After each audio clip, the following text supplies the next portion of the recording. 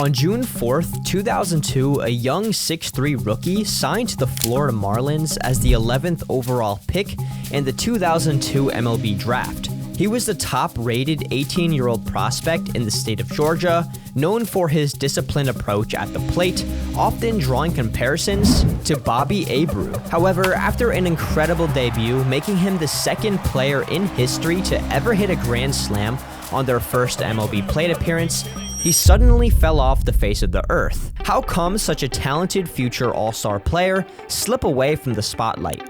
Well, stick around until the end of the video to find out. His name is Jeremy Hermida. Just 18 years old at the time, he attended Wheeler High School in Marietta, Georgia. All of his fellow classmates thought he was going to be the next big thing.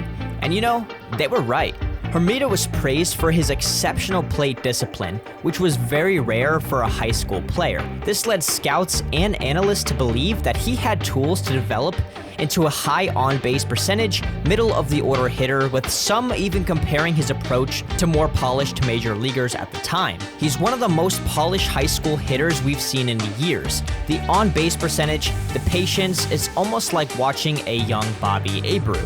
And Bobby Abreu consistently drew 100 walks per season, which is absolutely ridiculous considering that a starting position player might get around 500 plate appearances in one season, which means that out of 5 at-bats, he walked at least once. And if a young high school kid has an eye as good as that, it will attract any scout no matter how good his fielding was. However, he was the local superstar in Marietta. He stood out at the top-rated high school program in the state of Georgia, commonly known for producing pro talent.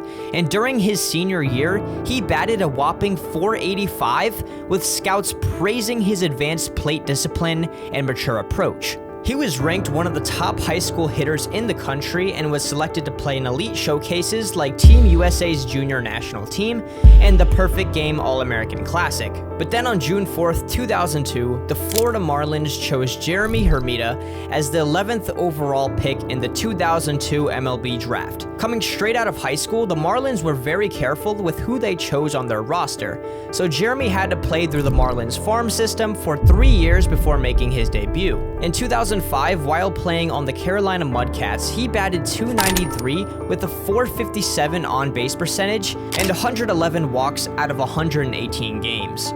Once again, this really impressed the Marlins because he actually walked more than he struck out during that season, proving that he was finally ready to take his game to the next level, and in 2005, they decided to call him up. Jacobs of the New York Mets made his major league debut in his first major league AB. Pretty good guy to borrow one from. Not too shabby. The 1-1 pitch. Swing and a drive. Right field deep. Luna back. Are you kidding? That's gone. A grand slam. Jeremy Hermida, welcome to the big leagues. You have got to be kidding me. His first major league at bat and a grand slam for Jeremy Hermida. As you just saw, on August 31st, 2005, he made instant history when Hermida crushed a grand slam on his 6th pitch during his first at-bat with the Florida Marlins, hours before being called up from the Double-A Carolina Mudcats. This made him the second player ever to hit a grand slam in his first MLB at-bat, and the third Marlin ever to homer in their first MLB debut.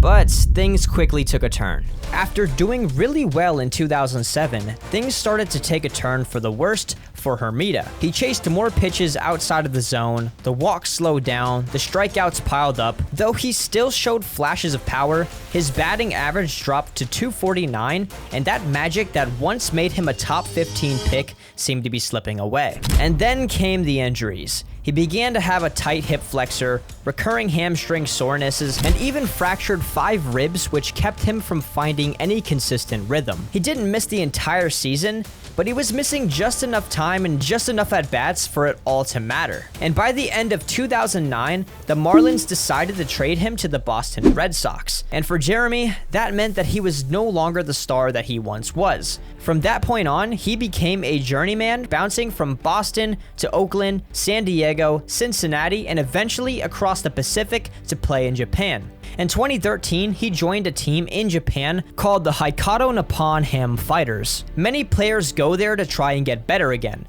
but Jeremy didn't play very long.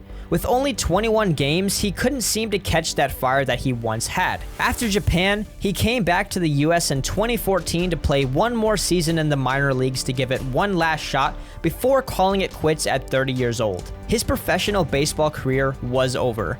There was no big goodbye, no last big hit. He just quietly stopped playing like many other players do. But even if he didn't become a huge star, fans will always remember that one amazing moment. The grand slam in his very first at-bat. That memory made Jeremy Hermida a special part of baseball history.